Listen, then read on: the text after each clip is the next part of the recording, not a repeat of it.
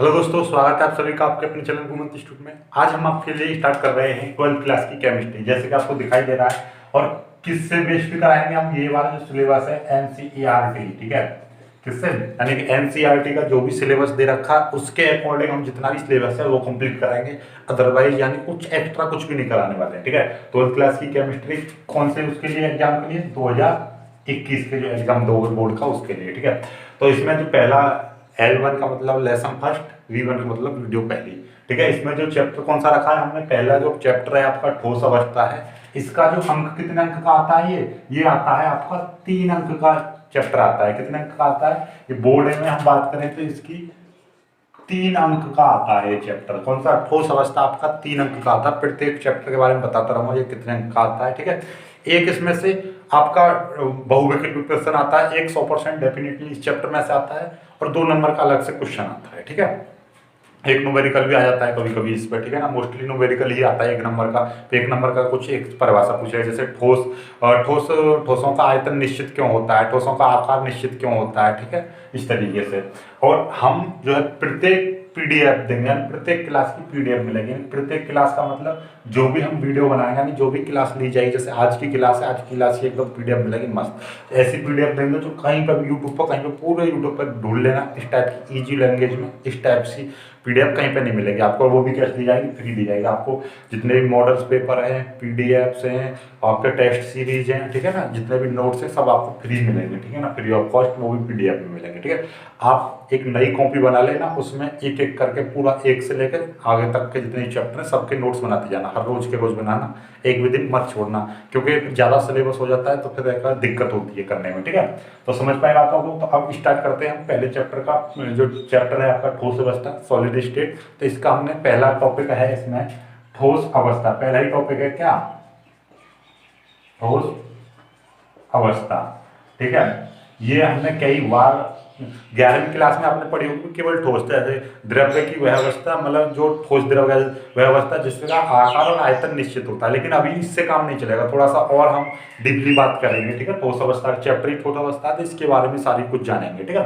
तो हम नॉर्मली में आपको देखिएगा इस तरीके से समझा रहा हूँ कि ये आपका एक ऐसे है, और एक ये है, और एक ये आपका ये है, यानी 3 मैंने अणुओं का ये समझ लीजिए। इसमें अणु इस तरीके से हैं, ठीक है, ये, ठीक है।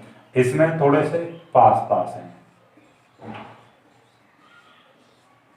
ठीक है, और इसमें बिल्कुल ही पास है। इसको चलो मैं थोड़ा सा छोटा बना रहा हूं ताकि जल्दी बन जाएगा। ये देखिएगा,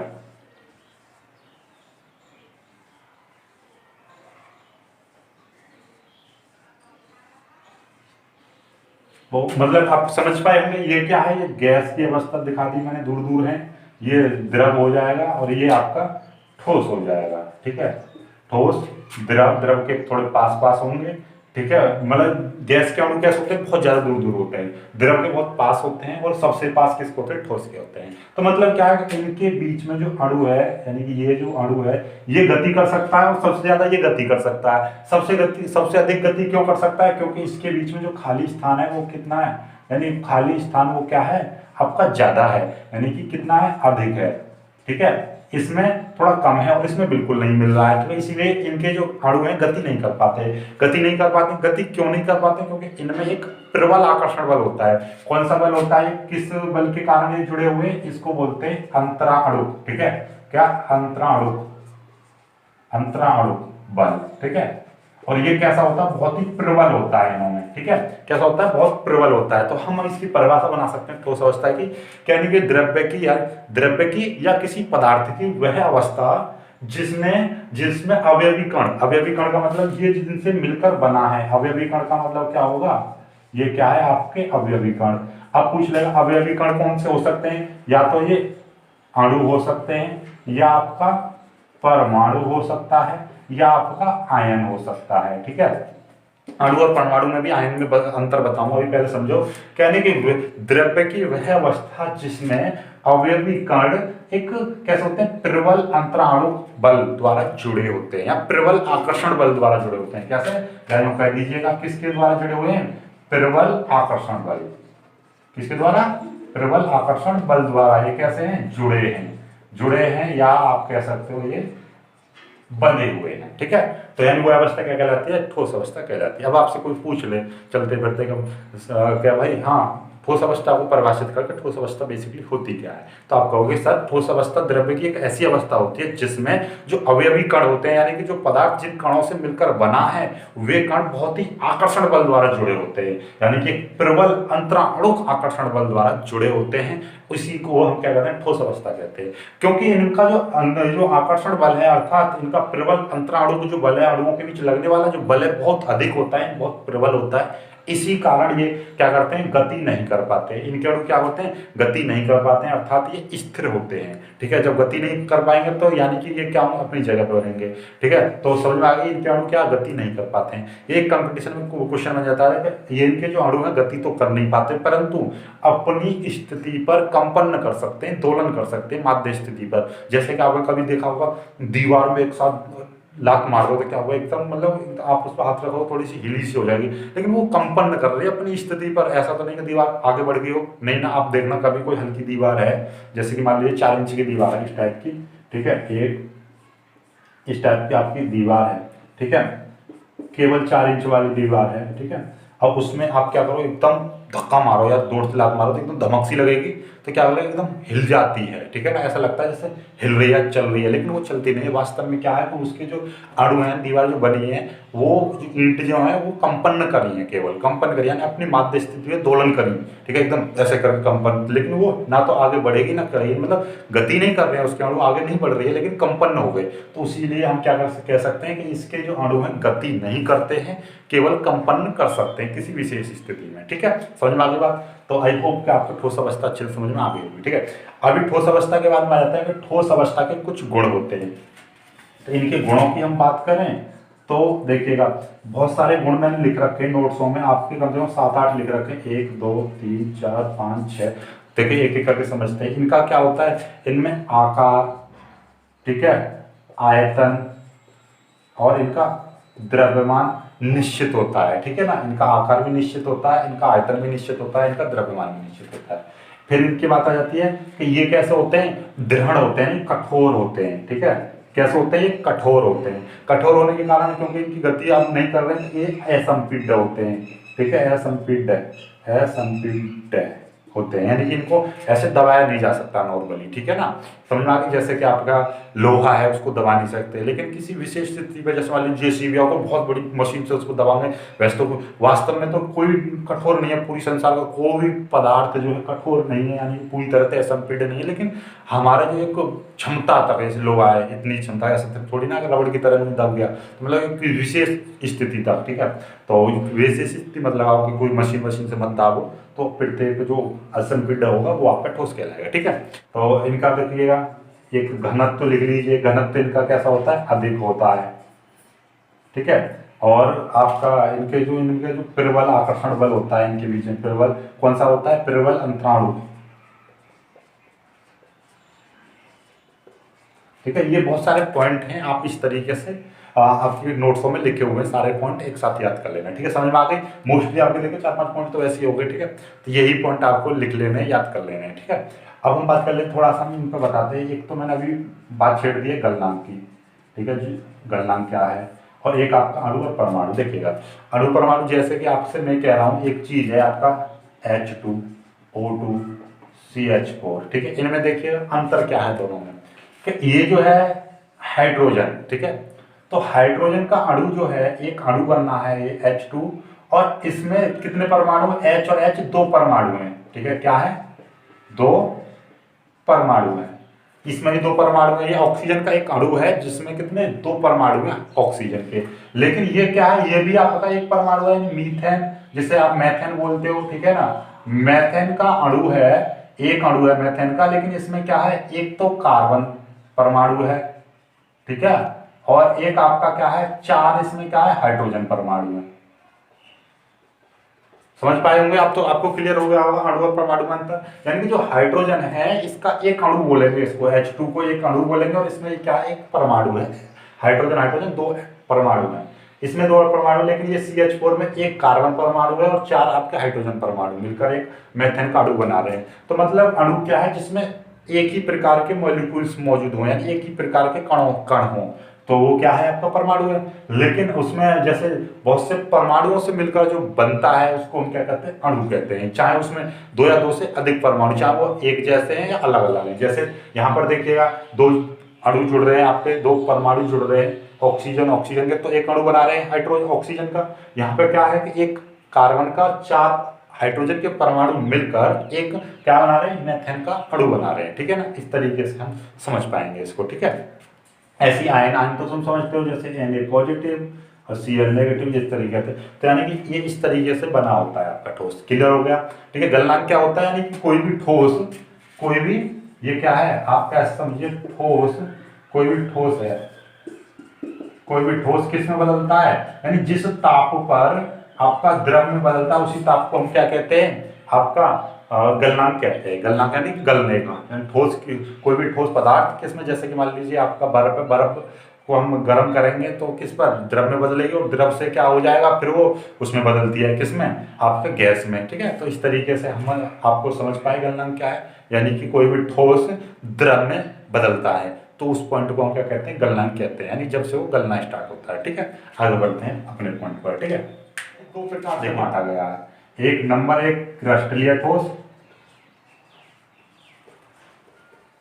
और नंबर 2 है आपके अक्रिस्टलीय ठोस।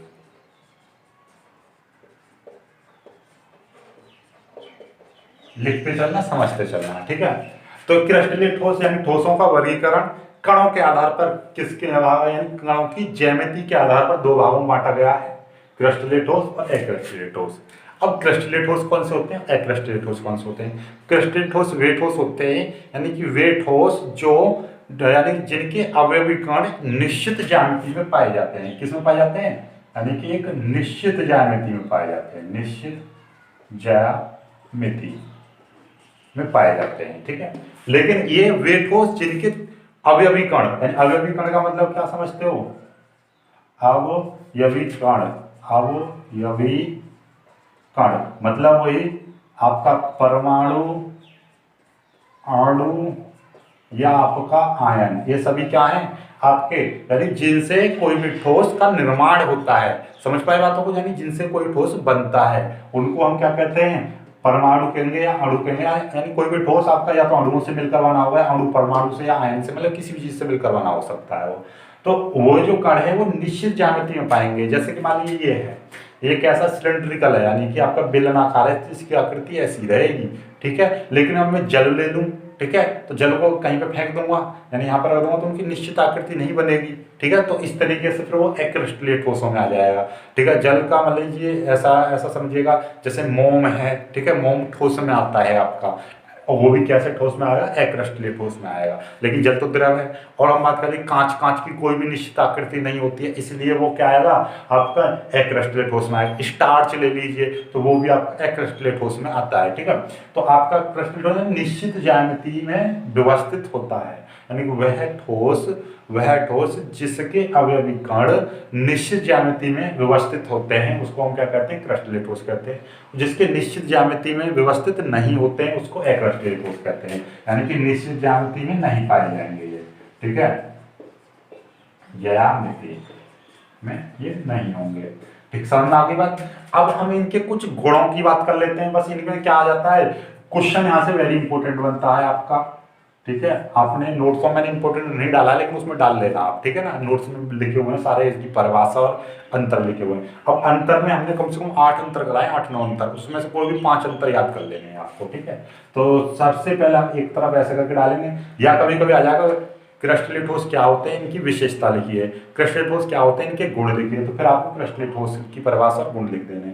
अक्रिस्टलीय आ जाए, अक्रिस्टलीय लिख देना, दोनों की विशेषता पूछे, दोनों की विशेषता लिख देंगे, दोनों के गुण पूछे, दोनों के गुण लिख देने, और दोनों के अंतर पूछे तो भी यही बात है, एक तरफ ही एक तरफ ही। अब हम बात कर लेते हैं इसको। देखो, जो इनके जो गलनांक होते हैं, इनके निश्चित गलनांक होते हैं, इनके गलनांक निश्चित नहीं होते हैं। गलनांक कैसे होंगे इनके गलनांक होंगे भैया निश्चित। ठीक है, और इनके कैसे होते हैं, निश्चित नहीं होते हैं। और इनकी खास बात ये क्या है कि ये और ज्यादा गर्म करेंगे तो ये नरम होकर पिघल जाते हैं। जैसे कि आपका कांच है, कांच को गर्म करेंगे वैसे ये भी पिघल जाएगा, लेकिन इनका निश्चित होगा।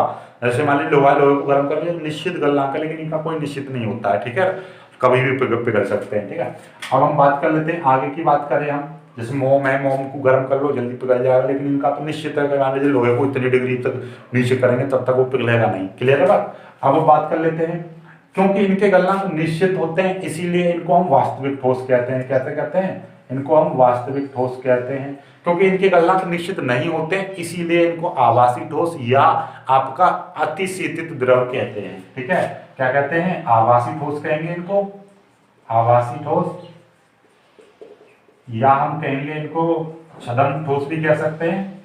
ठीक है, और या हम कहेंगे अतिशीतित द्रव, अतिशीतित द्रव। अतिशीतित मतलब ये बहुत ही धीमी गति से क्या होते हैं? बहते हैं। जैसे मान लीजिए 100-150 साल कोई पुरानी हवेली है, उसमें कांच लग रहा है तो ऊपर से पतला मिलेगा, नीचे की साइड में मोटा मिलेगा। यानी कोई भी कांच की खिड़की है, उसको हम कांच रखा हुआ है, बहुत साल हो गए, 50 साल, 200 साल, 150 साल, ठीक है, 100 साल, तो यहाँ पे ऊपर की मात्रा वो थोड़ी पतली होगी, यहाँ पे पतली होगी, और नीचे कैसी होगी? थोड़ी मोटी होगी। ठीक है, मोटी का मतलब वो क्यों? क्योंकि उसमें बहने का गुण पाया जाता है और धीरे धीरे क्या हो जाता है? वो बह जाता है। राइट, समझ पाए बातों को? तो इसीलिए वो क्या हो जाता है आपका?